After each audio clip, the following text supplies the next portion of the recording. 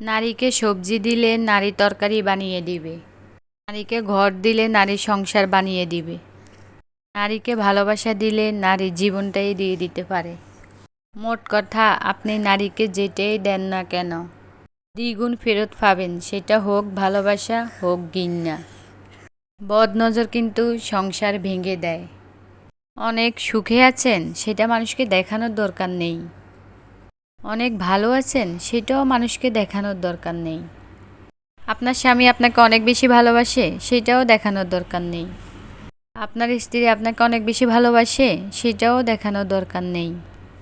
সবসময় মনে রাখবেন, বদ নজর কিন্তু সংসার ভেঙে দেয়।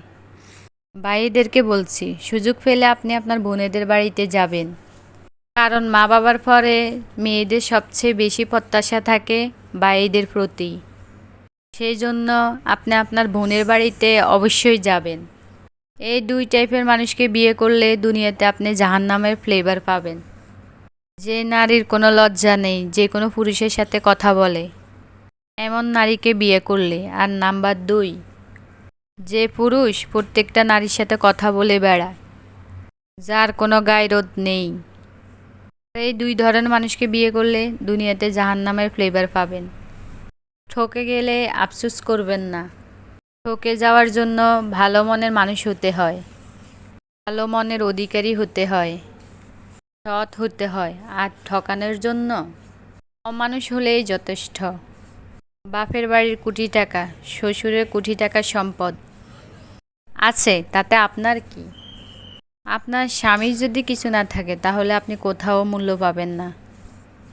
হোক সেটা আপনার স্বামীর বাড়ি কিংবা আপনার বাবার বাড়ি, কোথাও মূল্য পাবেন না। শুধুমাত্র আপনার স্বামীর যদি থাকে, আপনি সব জায়গায় মূল্য পাবেন। পৃথিবীতে টাকাই সব।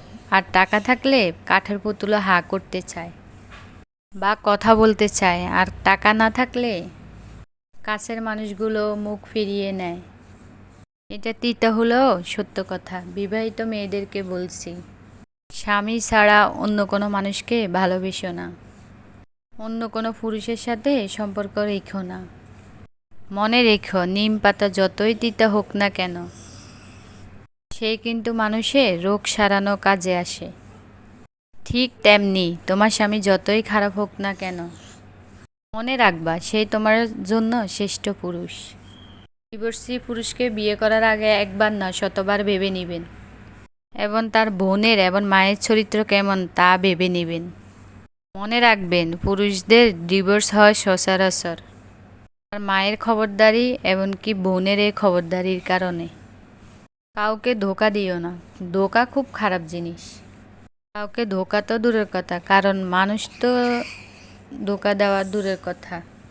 প্রিয় নবী হজরত মুহাম্মদ সাল্লাল্লাহু আলাইহি সাল্লাম বলেছেন, যদি মানুষকেও ধোকা দেয় তবুও সে আমার উম্মত নয়, তাহলে মানুষকে কেন ধোকা দেন? ওকে, আল্লাহ হাফেজ। আবার নতুন কোনো ভিডিও নিয়ে আপনাদের সাথে হাজির হব। সবাই ভালো থাকবেন, সুস্থ থাকবেন। আজকে আপনাদের সাথে অনেকগুলো বাস্তব কথা শেয়ার করছি, যেটা আমাদের সমাজে সচরাচর হয়ে থাকে। তো আমার কথাগুলো কেমন লাগছে, আমার ভিডিওটা কেমন লাগছে, রান্নার ভিডিওটা কেমন লাগছে, অবশ্যই কমেন্ট করে জানাবেন।